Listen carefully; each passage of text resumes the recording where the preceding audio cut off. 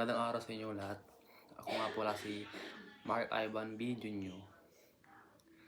Ang thesis ng pahayag ay umiikot sa idea na ang tao ay may ganap na kalayaan at pananagutan sa paghubog ng kanyang sariling pagkatao at kapalaran. Ipinapakita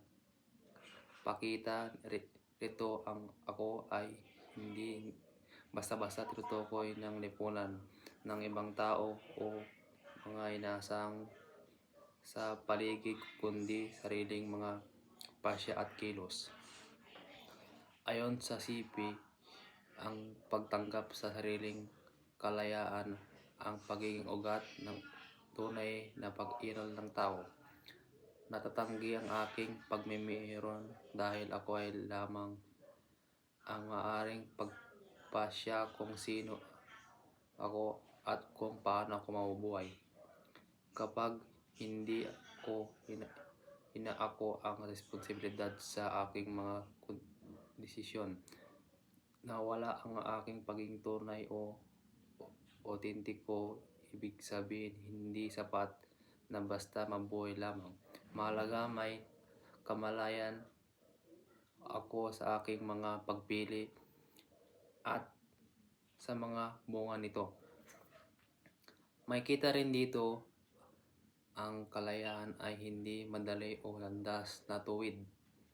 Kasama nito ang pagkalito, pagdududa at pagtuloy na paghahanap ng kahulugan. Ngunit sa presisyong ito ay nagiging malinaw kung ano ang mahalaga sa akin at kung paano ko hinuhubog ang aking sarili. Ang kahulugan ng buhay ayon sa pahayag ay hindi ibinibigay ng iba kundi nilikha ng pamamagitan ng aking karanasan at ugnayan sa kapwa. Sa kabuuan, ang thesis ay nagsasabi ang tunay na kaligayahan ay kabuluhan ng buhay at nagmumula sa matapat na pakikipag-ugnayan sa sarili, sa pagtanggap ng kalayaan, sa pag-ako ng pananagutan at sa patuloy na pagpili kung sino ang nais kong maging.